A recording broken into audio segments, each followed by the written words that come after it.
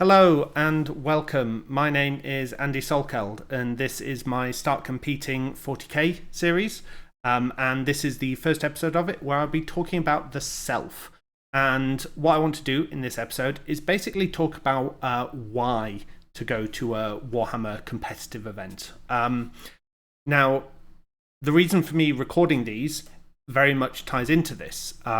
I struggle with anxiety and depression. I have done most of my life, and this limits, in a way, what I do and what I can do. The kind of fear and anxiety, social anxiety of new situations, new interactions, often limits me from going and doing something because I'm nervous, anxious, whatever word you want to put to it. And why I wanted to record this series is to help and support all the other people out there who may be feeling and experiencing similar things that would be interested in trying, but they're too nervous, they're too unsure and uncertain. And I want to try and help give them some confidence into knowing that it's actually an all right place. I am myself only 6 months experienced into going to Warhammer competitive events. And my first experience, I did almost not go to it on the day because of my anxiety setting in. Heart rate, palpitations, everything like that. And I almost didn't go. So this episode is about the self and understanding it. I'm not going to try and reinvent the wheel. You may see me looking off to the side. You'll see this in a lot of videos. These are my notes of things that I want to cover.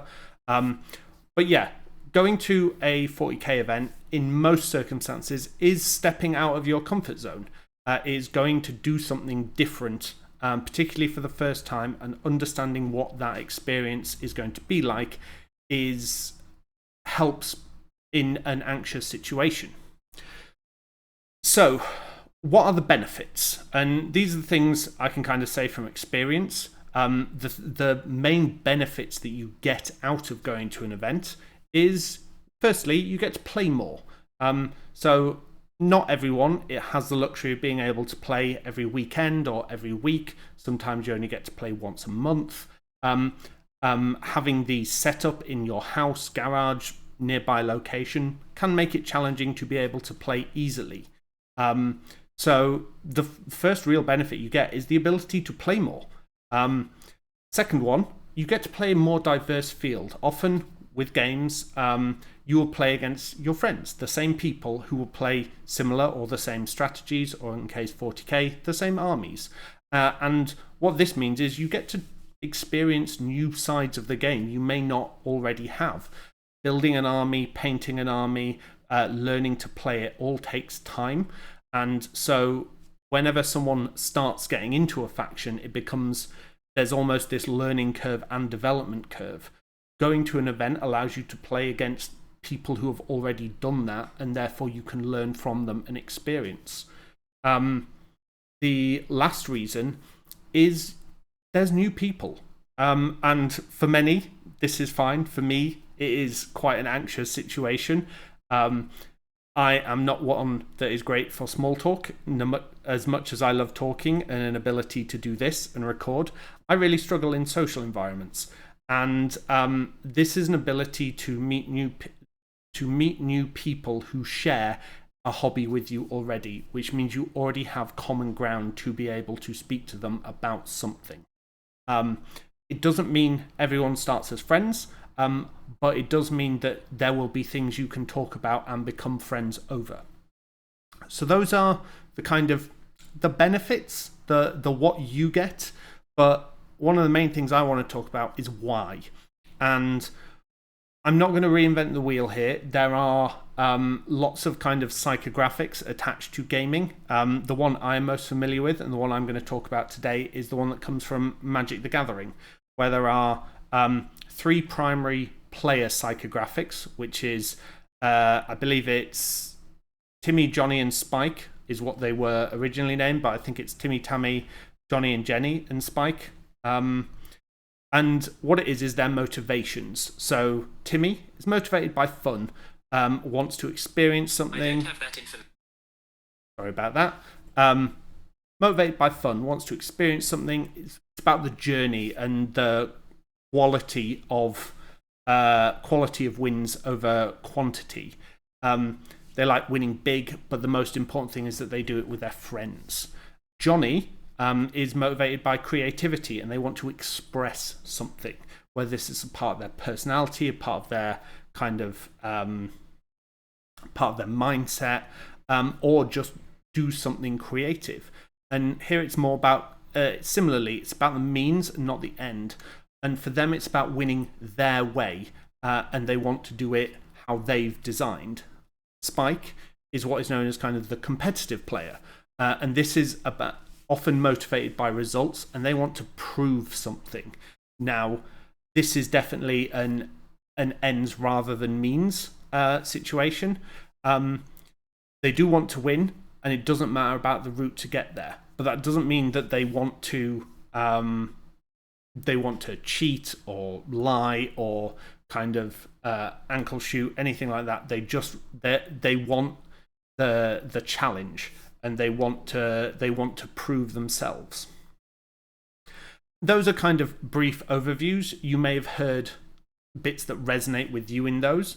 But one of the things that's important is if you do see parts of yourself in this, then you can kind of extrapolate on what you can gain out of it and why you should go. So as a Timmy, someone who cares about the social side, you get to experience something new. You get to go to events, build your social circle, experience these things with friends. You can see new armies, new people, new formats, new locations, and you can share and develop stories together.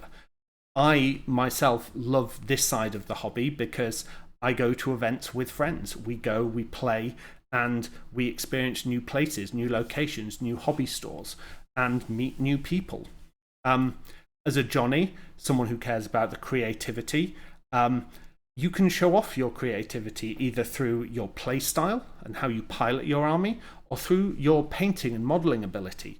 Two aspects that this hobby has that very few others do in a kind of similar organized play space environment. And you can bring what you've been practicing and play it in your style and see how that competes against everything else that's out there. Finally, as a Spike, you do get to compete. You get to prove your ability. Now, this isn't necessarily you just want to go to win. Sometimes you want to go to win and prove that your faction isn't as bad as others say, or you want to prove that you can do it in a way that's different from other people. Maybe you want to rank yourself in world rankings, see where you fit within your local meta or the wider meta. But once you understand your motivations and you understand how it can be many different views, the important thing to remember is to recognize that actually other people can have different motivations. One of the things that I really struggled with going into this is I believed everyone I went to a tournament with was going to be a Spike, and that they were going to be full on competitive, trying to win no matter the cost, and it was going to be a punishing and grueling experience. There wasn't going to be any social side to it. It was all going to be competition. And it's not. And I want to reiterate that. It is not. And we're going to cover this in some of the later episodes, but largely what you have to remember is at these events, particularly the larger events, there is only going to be one person who wins, and maybe a top 4, top 8 cut. And what that means is pretty much after one loss, people are out of contention and all pressure dissipates and everyone is just there for fun. But there are also people who go to these events to show off their army and to try to win best painted. There are people that just go for the social side and to go out on a night afterwards at a larger event. It is not a Shark Tank. There will be sharks there. There will be people who are trying to win and who are trying to prove themselves, to climb world rankings, to win the event as a whole. But that doesn't mean that they're all like that. And what that means is you should not fear all those situations. As a new player, what I did when I went in was I went in and I said, hey, this is my first tournament. This is my second tournament. I'm not used to this, so if there's anything I'm doing wrong, please tell me. If there's anything that I need to think about that I'm not, please tell me. And everyone was so accepting, even the spikes. And again, this is one of those things where it comes down to understanding motivation. Spikes want to prove themselves, but it's not really proving their ability or their capability or anything like that against someone who is inexperienced. They'd rather have a fair and matched game to be able to say, oh, well, actually, here, you could do this better, you could learn. And what they do is they can prove themselves by teaching and by helping. And that's one of the things that absolutely surprised me the most about the competitive scene, is how welcoming, how supportive, and how endearing every player I've met has been. They've always wanted to chat. They've always wanted to kind of help and have the best game possible. They have kind of talked about how I could improve, how I could be better, but also what they've learned from playing me, etc. In most cases, people have not played against every army in the game. They hear about it, they maybe watch it on YouTube or battle reports or anything like that, but largely everyone is just as inexperienced as you may feel going into this. Now, I know a lot of people are going to kind of ask the question, well, what psychographics do you fall into, Andy? And that's very fair. So I'm just going to take a couple of minutes to just go through that. Outside of the game, I am very much a Timmy and then a Johnny, then a Spike. I have no want or need to kind of prove myself out of the game. I live a busy life. I do things I love. I work hard. I play hard. And I value my friends more than anything else. I've had some really tough times in my life, and my friends have been there supporting me through it. And for me, everything I do outside of the game is motivated by having the best time I can with my friends and allowing them to have the best time as well. So I will host us playing Warhammer. I will get the terrain. I will do all of these things so that my friends and I can have the best experiences possible. However, when a game starts, then I am a Spike. And this isn't a I want to win at all costs. This isn't I want to kind of dominate. This is a I want to prove that I can play this game well, that I can play it at a high standard, and that I can kind of adapt to different circumstances. And I very much try to mitigate this, but that is my kind of default response, because I want the Timmy in me to still have fun with friends. So I talk about the kind of cool moments, the laugh about the kind of the bad dice rolls, everything like that. I actively try to let my Timmy out when my mindset wants to be a Spike. And that's just something I've learned over many, many years. And it's not an easy thing. I've been playing games of different formats, different varieties in both casual and competitive settings for almost 25 years now, if not longer. I have gone through years of therapy to understand myself, and largely I know how I work, I know how I respond to these situations, but it's the anxiety and uncertainty that kind of limits what I do at times. And that's why I created this. That's why I'm doing this series, to help others in the same situation.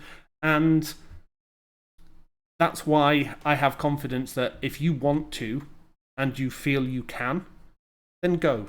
Experience it. Try it. If it's not for you, don't go. But know that it is not as bad as the stories say, or as bad as the kind of mind makes us think it is. Maybe you do it for the people, maybe you do it for the creativity, or maybe you just do it to win. But find the reason that matters to you, and if any of those align with the things I've said about what you want or about your motivations, then I can highly recommend going to a competitive 40k event. They are great fun. They are a bit of work, but they are some of the most enjoyable days I've had recently. So anyway, that is the end of episode 1. this is very much the start of a 6-series thing. Next episode, we are going to be talking about the atmosphere of an event. So what it's like actually when you're there. As this is a new series, a new experience, and I'm trying this for the first time, I feel I have to say this. Please follow, like, and subscribe. If people do like this, I will do more of them, and I will keep kind of putting new content out there just to help my friends and others who may stumble across them. But the more people like, follow, subscribe, etc., the more I know it's wanted. So anyway, that is the end of today's episode, and I look forward to speaking to you next time. Thank you very much.